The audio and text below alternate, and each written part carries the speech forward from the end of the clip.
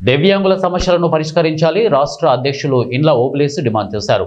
కడప జిల్లా బద్వేలు పట్టణంలో దివ్యాంగుల పెన్షన్ల తొలగింపు, వైకల్య శాతం తగ్గింపు మరియు ఉచిత బస్సు పాసులకై దివ్యాంగుల సమావేశం నిర్వహించారు. ఈ సమావేశం రఫీ అధ్యక్షతన జరిగింది. ఈ సమావేశానికి రాష్ట్ర అధ్యక్షులు ఇండ్ల ఓబులేసు, భారత కమ్యూనిస్టు పార్టీ సిపిఐ రాష్ట్ర సమితి సభ్యులు వీరశేఖర్ మరియు సిపిఐ బద్వేలు పట్టణ కార్యదర్శి బాలు హాజరయ్యారు. ఈ సందర్భంగా రాష్ట్ర అధ్యక్షులు ఇండ్ల ఓబులేసు మాట్లాడుతూ, కూటమి ప్రభుత్వం ఏర్పడిన తరువాత దివ్యాంగుల పెన్షన్లు పెంచడం సంతోషం, కానీ అదే పెన్షన్లు భారంగా భావించి 1,00,000 మందికి పైగా వికలాంగులను తొలగించడం బాధాకరంగా ఉందన్నారు. నరకొరగా ఉండేటువంటి వాళ్ళకు మనకి ఎంత మాత్రం చూస్తుంటారనేటువంటిది మన ఇళ్లలో తెలుసు, మనకు అందరికీ ఎంత ఇబ్బంది పడుతున్నాం.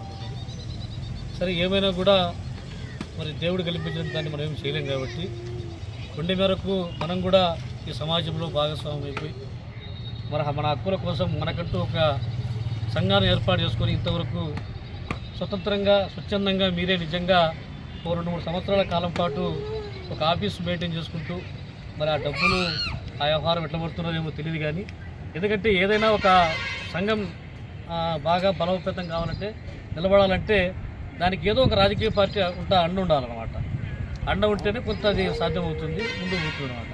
కానీ ఏ రాజకీయ పార్టీ అండదండ లేకపోయినప్పుడు కూడా ఒక స్వతంత్రంగా మీరే ఐక్యం కావడం అనేటువంటిది, మాట్లాడుకోవడం అనేటువంటిది ఎప్పటికప్పుడు ఈ మధ్యకాలం చూస్తా ఉన్నాను. అసలు నేను మన హై స్కూల్లో కూడా ఒక మంచి ప్రోగ్రాం పెట్టారు, చాలా బాగా జరిగింది. మరి అక్కడ అధికార పార్టీ నాయకులు వచ్చి కూడా చాలా మరి మంచి కార్యక్రమాలు చెప్పి కూడా అప్రిషియేట్ చేసినటువంటి పరిస్థితి.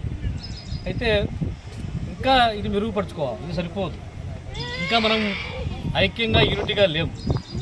వందలాది మంది ఈ ప్రాంతంలో దివ్యాంగులు ఉండాలి, కానీ వాళ్ళందరూ కూడా ఎట్టున్నారంటే సరేలే ఏదో ఎంతో కొంత పింఛన్ వస్తుంది కదా, ఈ దీంతో బతుకు జీవడానికి చెప్పి జీవితం సరిపోతులే అనే దాంట్లో ఉంటారు. ఒక పింఛన్తోనూ ఇబ్బంది ఉండేటువంటి పరిస్థితి కాదు. వాస్తవంగా మనకు కుటుంబాలు ఉన్నాయి. ఈరోజు పెళ్లి చేసినటువంటి పిల్లలున్నటువంటి వాళ్ళు ఉన్నారు. మరి వాళ్ళకు కూడా వాళ్ళు కూడా న్యాయం చేసేటువంటి అవసరం ఉంది. మరి ఈ క్రమంలో అన్ని సమస్యల కోసం కూడా మనము ఎప్పటికప్పుడు పోరాడుతూ ఉన్నాం. ఇప్పుడు ఒక మంచి అజెండా తీసుకున్నారు, నిజంగా చాలా గొప్ప విషయం. ఈరోజు నిజంగా ప్రభుత్వం వచ్చిన తర్వాత పాలకులు మారుతున్న ప్రజల యొక్క తలరాతలు మాత్రం మారడం లేదు. మనకు కూడా అదే పరిస్థితి, మనకు కూడా అదే వర్తిస్తూ ఉంది. ఏంటి ఇవ్వడం మీ వంతే, మళ్ళీ తీసేయడం కూడా మీ వంతేనా? ఇది ఎక్కడ న్యాయం అసలుకి? ఇది అంటే అంతో ఇంతో తక్కువ ఉండి ఒక పింఛన్ తీసుకుంటే నష్టం ఏమన్నా? ఆ ఒక్క పింఛన్తోనే ఈ ప్రభుత్వం అంతా పడిపోద్దా? లేకపోతే ఈ ప్రభుత్వ బడ్జెట్లో ఏమన్నా ఎక్కువైపోతుందా? కాదు కదా. కానీ ఈరోజు మొత్తం అంతా కానివ్వండి, వైసీపీ కానివ్వండి, లేకపోతే ఇంకో ప్రభుత్వం కానివ్వండి, ఎన్నికల వాతావరణం వచ్చినప్పుడు మాత్రమే అనేక హామీలు ఇచ్చి ఎన్నికలు అయిపోయిన తర్వాత ఆ హామీలను తుంగలో దొక్కేటువంటి పరిస్థితి మనం చూస్తూ ఉన్నాం.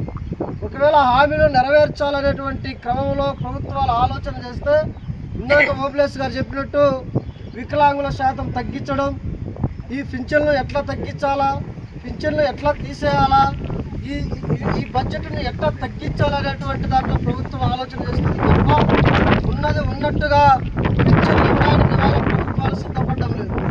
అయితే ఇంతకు ముందు 80% వైకల్యం ఉంటే అదే డాక్టరు ఇప్పుడు కూడా అదే వైకల్యం ఉన్నా కూడా శాతాన్ని తగ్గించి పింఛన్లను అనర్హులుగా చేసేటువంటి ప్రయత్నం ఇవాళ ప్రభుత్వం చేస్తూ ఉంది.